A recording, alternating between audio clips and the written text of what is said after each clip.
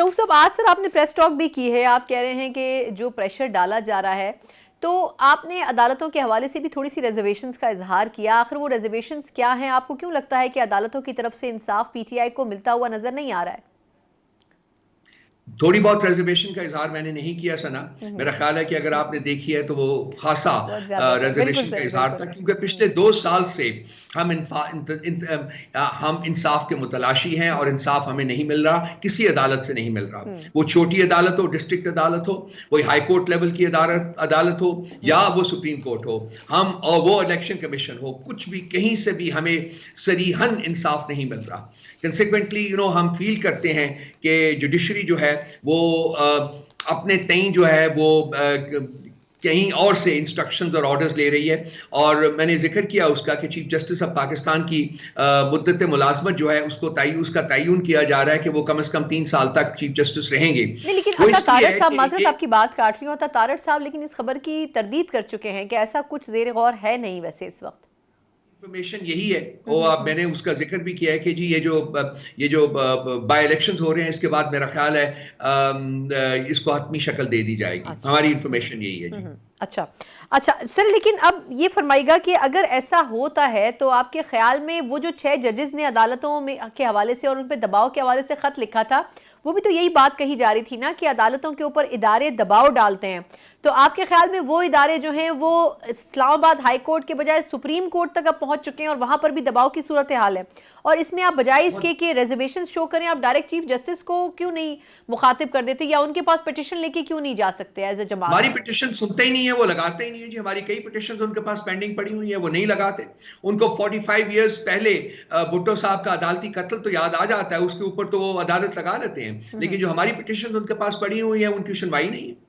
तो बहुत सारी बेसिस हैं जिसकी वजह से मैं ये सब कुछ कह रहा हूं जो मैं कह रहा हूं। अब मेरा ख्याल है कि उन्हें चाहिए, खासकर ये जो 6 जजेस का जो मुकदमा है, जो उन्होंने लेटर लिखा हुआ है, इसके ऊपर भी ये भी डिले का शिकार है। इसको क्यों डिले का शिकार किया जा रहा है? ये एक ऐसा अनप्रेसिडेंटेड एक्यूजेशन है जो कि high court, Islamabad high court के 6 जज साहिबान ने, आउट ऑफ 8 6 जज साहिबान ने लगाया है, यूनानिमसली लगाया है। तो उसको तो फौरी तौर के ऊपर उसको सुओ मोटो लेना चाहिए था। पहले उन्होंने सुओ मोटो नहीं लिया। पहले एक पार्टी को, एक कॉम्प्रोमाइज पार्टी को, यानी कि चीफ एग्जीक्यूटिव को, जिसको कि ब्लेम किया गया है उस खत में, उनको उन्होंने एम्पावर किया जी कि आप एक कमीशन बना दें और आप ही कमीशन के हेड की भी का भी तयन करें। तो हमने उसके ऊपर शोर डाला। तो उसके बाद वो जो जिनको उन्होंने नॉमिनेट किया था, वो अपने जमीर के हाथों उन्होंने रिक्यूज किया क्या जी कि मैं इस किस्म का कोई कमीशन हेड नहीं कर सकता, क्योंकि मैं मुकैयद हूंगा और लोगों के हाथ में और लोगों के कंट्रोल में। उसके बाद उन्होंने 184(3) के तहत उसका सुओ मोटो लिया, और उसके बाद भी रादर दैन कि उसको डेली बेसिस के ऊपर उसकी हियरिंग जारी रखते, उन्होंने उसको भी 2-2.5 हफ्ते के लिए आगे डाल दिया।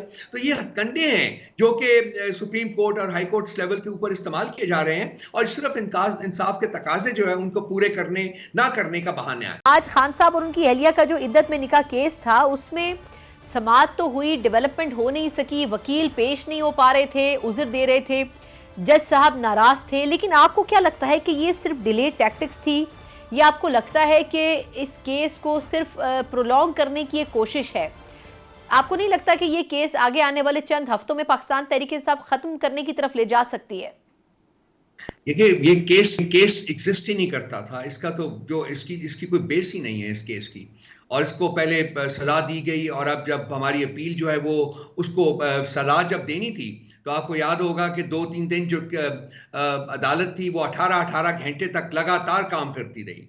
उन्होंने 2-3 दिन 18-18 घंटे अदालत लगाकर फौरी तौर के ऊपर जो पनिशमेंट्स थी वो अवॉर्ड की। 5 दिनों में 3 केसेस में खान साहब को, बुशा बीबी को पनिश किया गया, उनको पनिशमेंट अवार्ड की गई। और अब जब हमारी अपील सुनने का वक्त आया है, तो जो वो, मैं तो उसको वकील भी नहीं कहूंगा, वो जो दूसरी साइड को रिप्रेजेंट कर रहा है उसको टाउट क्या है, मैंने आज अपनी प्रेस कॉन्फ्रेंस में भी उसको टाउट के लफ्ज से याद किया मैंने। तो वो जो है वो पिछली 3 पेशियों में वो लिटरली भागा हुआ था। एक पेशी में वो साथ वाले कमरे में बैठा रहा और कह के, और उसने कहा जी कि मैं नहीं आ सकता, मेरी मजबूरी है। उसके बाद भी बाकी 2 पेशियों में भी उसने झूठ बोले।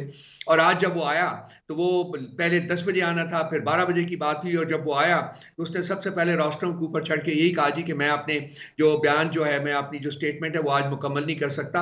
और बयान शुरू करने से पहले उसने कहा जी कि इसको 4 हफ्ते के लिए अगले महीने तक इसको पोस्टपोन किया जाए।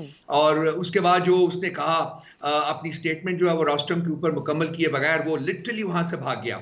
और वो जज साहब जो जिन्होंने लास्ट पेशी के ऊपर, और आज सुबह भी उन्होंने यही कहा था कि अगर वो वकील नहीं आता तो मैं इसका फैसला जो है वो सुना दूंगा।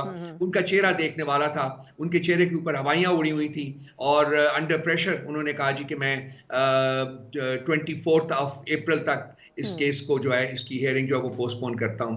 तो ये आप इसको डिलेइंग टैक्टिक्स कह लीजिए या ये कह लीजिए, बेसिकली केस है कोई नहीं है, और जब भी 1 या 2 दिन इसकी प्रॉपर हियरिंग हो जाएगी तो ये case to no will be kicked out. तो ये इसकी हकीकत है, बाकी सारे केसेस की भी हकीकत इससे कोई ज्यादा नहीं है अनफॉर्चुनेटली। लेकिन इन लोगों की ख्वाहिश है जो कि इस वक्त मुल्क के ऊपर बराजमान है, काबिज हैं, कि खान साहब जो हैं और बुशरा बेगम जो हैं वो कैद में रहें, और ये सब हथकंडे जो हैं इस्तेमाल किए जा रहे हैं इसी मकसद के लिए कि जी वो अभी आज़ाद ना हो पाए।